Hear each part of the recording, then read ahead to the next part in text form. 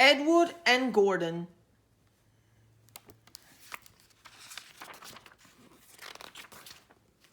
Edward's day out. Once upon a time, there was a little engine called Edward. He lived in a shed with 5 other engines. They were all bigger than Edward and boasted about it. The driver won't choose you again, they said. He wants strong engines like us.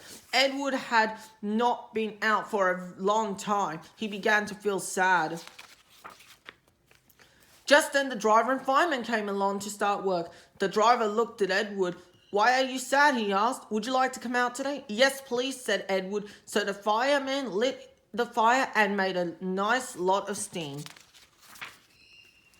Then the driver pulled the lever and Edward puffed away. "Peep, peep," he whistled. "Look at me now." The others were very cross at being left behind. Away went Edward to get some coaches. "Be careful, Edward," said the coaches. "Don't bump and bang us like the other engines do." So Edward came up to the coaches very, very gently, and the shunter fastened the coupling. "Thank you, Edward," said the coaches. "That was kind. We are glad you are taking us today." Then they went to the station where the people were waiting. "Peep, peep," whistled Edward. "Get in quickly, please." So the people got in quickly, and Edward waited happily for the guard to blow his whistle and wave his green flag. He waited and waited. There was no whistle, no green flag. "Peep, peep, peep, peep. Where is the guard?" Edward was getting anxious. The driver and fireman asked the station master, "Have you seen the guard?" "No," he said. They asked the porter, "Have you seen the guard?" "Yes, last night," said the porter. Edward began to get cross.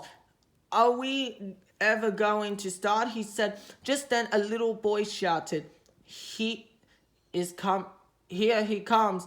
And there the guard was running down the hill with his flags in one hand and a sandwich in the other. He ran onto the platform, blew his whistle, and jumped into his van. Edward puffed off. He did have a happy day. All the children ran to wave as he went past, and he met old friends at all the stations.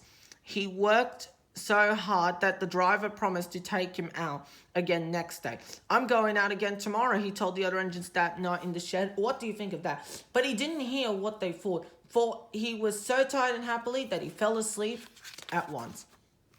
Edward and Gordon.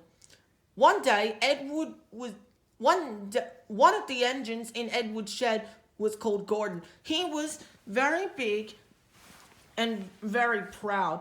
"You watch me this afternoon, little Edward," he boasted, "as I rush through with the express. That will be a splendid sight for you." Just then, his driver pulled the lever. "Goodbye, little Edward," said Gordon as he puffed away. "Look out for me this afternoon." Edward went off to do some shunting. Edward liked shunting. It was fun playing with trucks. He would come up quietly and give them a push. Oh, screamed the trucks. Whatever is happening.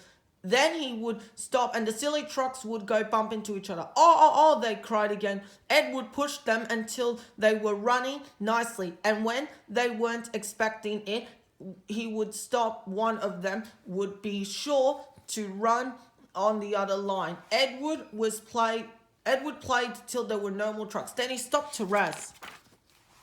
Presently he heard a whistle. Gordon came puffing along very slowly and very cross. Instead of nice shining coaches, he was pulling a very dirty coal truck. A goods train, a goods train, a goods train," he grumbled. "The shame of it, the shame of it, oh, the shame of it." He went slowly through with the trucks, clanging and banging behind him. Edward laughed and went to find some more trucks.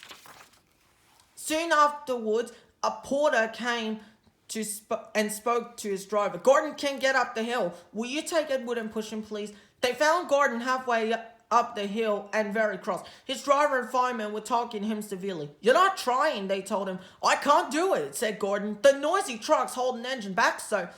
If it were coaches now, clean, splendid things that come quietly, that would be different."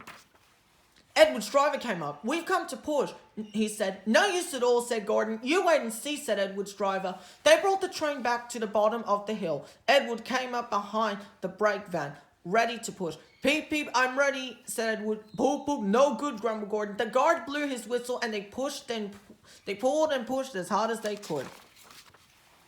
"I can't do it, I can't do it, I can't do it," puffed Gordon. "I will do it, I will do it, I will do it," puffed Edward. "I can't do it, I will do it, I can't do it, I will do it, I can't do it, I will do it." They puffed together. Edward pushed and puffed and puffed and pushed as hard as ever he could, and almost before he realized it, Gordon found himself at the top of the hill.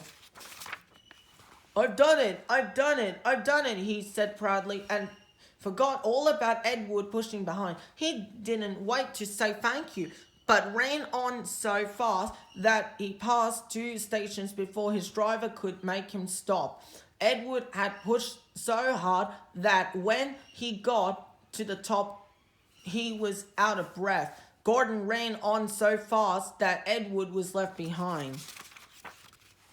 The guard waved and waved, but Edward couldn't catch up. He ran on to the next station, and there the driver and fireman said they were very pleased with him.